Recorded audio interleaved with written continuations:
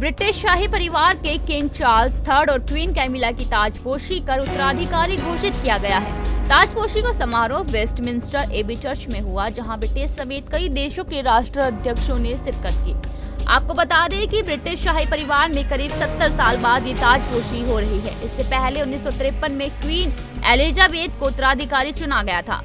Charles की उम्र उस वक्त 4 साल थी और अब किंग चार्ल्स 74 साल के हो चुके हैं। चलिए बताते हैं आखिर क्या है ब्रिटिश शाही परिवार की ताजपोशी का रिवाज। चार्ल्स थर्ड यानी कि चार्ल्स फिलिप ऑर्थर जॉर्ज। चार्ल्स का जन्म 14 नवंबर 1948 में हुआ। वे 4 साल के थे जब उनकी मां एलिजाबेथ द्वितीय ने 1952 में सिंहासन पर कब्जा कर लिया था, जिसमें उन्हें उत्तराधिकारी बना दिया गया। उन्हें 1958 में प्रिंस ऑफ वेल्स बनाया गया और उनका अधिष्ठापन 1969 में आयोजित किया गया। बता दें कि चार्ल्स ने रॉयल एयरफोर्स में सेवा की। 1981 में उन्होंने लेडी डायना स्पेंसर से शादी की, जिसके साथ उनके 2 बेटे हैं। इसके बाद 2005 में चार्ल्स ने अपनी दीर्घकालिक शादी कैमिला पार्कर बाउल से विवाह किया। जाहिर तौर पर उत्तराधिकारी के रूप में चार्ल्स ने अपनी मां की ओर से अधिकारी कर्तव्यों और कार्यों को किया। उन्होंने 1976 में द प्रिंस ट्रस्ट की स्थापना की।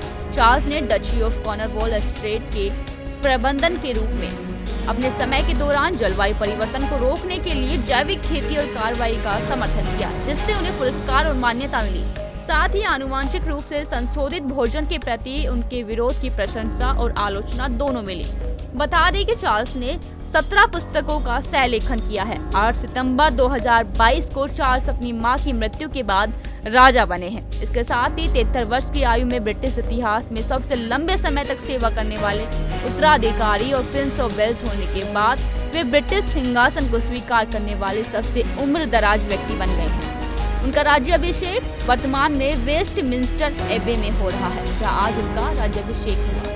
बता दें कि सबसे पहले चार्ल्स को बतौर किंग लोगों के सामने पेश किया गया। इस दौरान वो सिंहासन के सामने एबे की तरफ मुंह करके खड़े हुए।